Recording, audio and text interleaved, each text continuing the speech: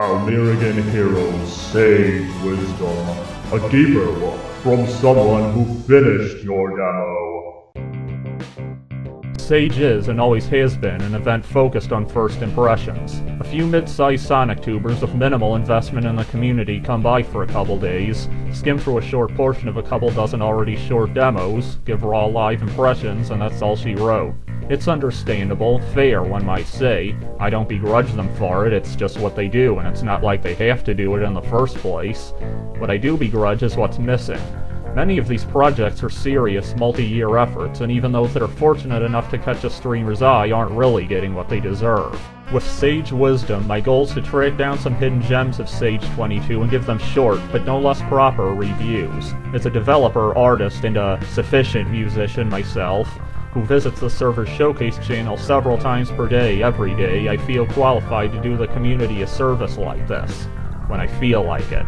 There are a few first picks I could have taken based on familiarity alone, but this year I had the privilege of meeting someone whose early work inspired me greatly. I had no idea they were still in the scene, but what I saw was really impressive, so sorry you Bowman, I'll do yours next. Where to begin with Super Freaks? The best way to sum this game up is somehow extremely simple, chaotic, and manageable all at once. It's hard to describe what makes it fun concisely, because the most impressive part is just that it has basically everything you might expect from a game of its nature and more. By the end of the first proper level, you'll already be climbing Ferris wheels, jumping between pendulums while dodging swinging mazes and launching yourself off of boost rings. And yet somehow I got through all that on my very first attempt. The level and movement design of this game is actually legitimately flawless. Despite having a slightly Sega-esque aesthetic and a Sonic-inspired ball jump, Super Freaks probably plays more like Crash Bandicoot than any other mainstream platformer. Movement is slow but perfectly steady, obstacles are placed deliberately, patterns are timed tightly, and every screen of every stage runs like clockwork. Sometimes flaws and rough edges and giving the player too much freedom can be a good thing. Heck, that's what our patron saint Sonic is all about, especially flaws.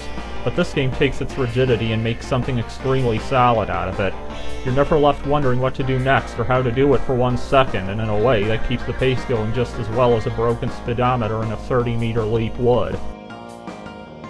If all this simplicity and one-button gameplay has you worried the game will be as easy as the admittedly dull tutorial though, well, I've got good news and bad news. The good news is it won't. The bad news is it really won't. I wasn't kidding when I compared it to Crash. It's not quite that hard, but the later levels will make some major demands. And since the game's not loose, breakable, or cheesable, there will be no negotiating its terms. Yeah, that's the one major criticism I'll give. Super Freak's difficulty curve is missing a good chunk of the curve. The first level and right up to the second boss, it's an easy breezy romp, but from that point onwards the difficulty hikes up high and fast. It never reaches what I'd consider unfair. Once again, it's always dead obvious what you need to do, but Barrel Canyon Valley in particular goes on a long time and very quickly starts throwing multiple sets of obstacles at you with very little breathing room. It's still fun, but I'd call the pacing a bit off, and I am worried about just how hectic some of the later stages in the full game could get. Speaking of bosses, let's talk about them. There's only 3 here, and they follow the same pattern of simple but exacting, so I can spare each one a summary. Singe is a perfect introductory fight for this sort of game. He stands in place, firing a few fire projectiles straight at you, before curling into a ball and rolling across the arena. The fact you need to wall jump to get over him is well telegraphed by the height of the health pickup and the trail of collectibles that leads to it. As much as I prefer a more open and experimental style of design, this boss is a perfect example of the types of things you just can't demand of the player when your mechanics are more obtuse and complex. If there's a flaw to the fight, it's simply that the second phase has changed. The fireballs taking on a very narrow spread doesn't really evolve the challenge in any way. Forcing the player to jump between projectiles would have been more interesting than demanding a slightly higher jump, but you can only criticize a thing so far for what it isn't. The second boss, Milkman, well, you've already heard a bit about that. Initially, his pattern of jumping up, crashing down, and letting out a series of low but fast-moving shockwaves isn't much harder to deal with than Singe. This boss, though, does evolve significantly for his second phase. Adding in a pair of rotating saw blade arms convolutes the timing greatly, and while the generous checkpointing prevents it from ever getting truly frustrating, it's again a huge leap in difficulty. Compared to getting Singed down on my second try, Milkman cost me upwards of 20 deaths. though admittedly, a lot of that does come down to me being greedy to get hits in. Though still simple, Mega Claw easily feels like the most advanced and refined boss. He flies back and forth across the arena before sending a fist diagonally towards the ground. Dodge the shockwave, flying the arm, and bonk him in the face between his tightly timed fireball shots. After a certain number of hits taken, he'll start spitting barrels instead, which due to their interactions with slopes, can sometimes fake you out and change direction if he flies to the other side fast enough and the barrel starts rolling up and back down his arm. Overall, the game's bosses are fitting in their approach, though I would be lying if I said they couldn't use a few more attacks each.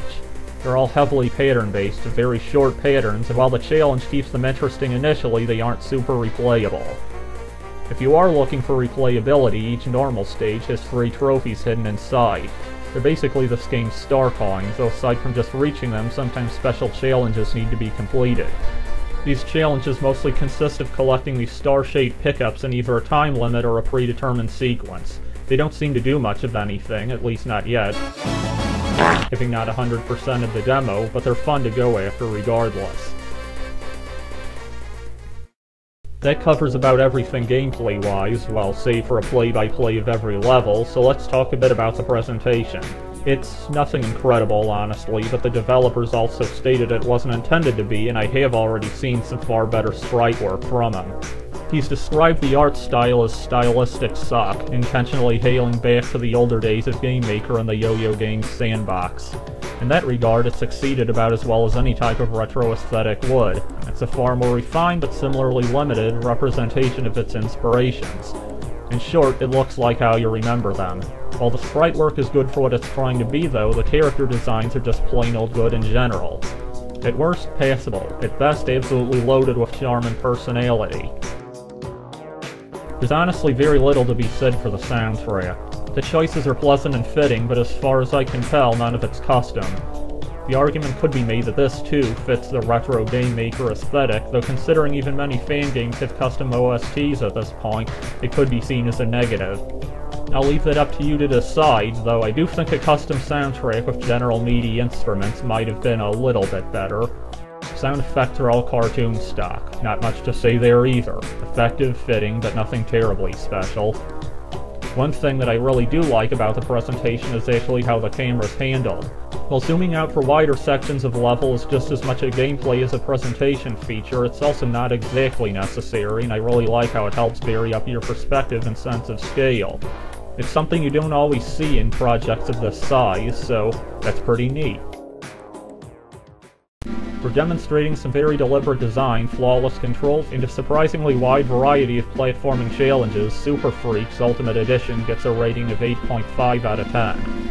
It isn't the most visually exciting or narratively engaging game, and while there's no mind-blowing central gimmick, it does a lot and executes it all with completely negligible hiccups, unlike my script read.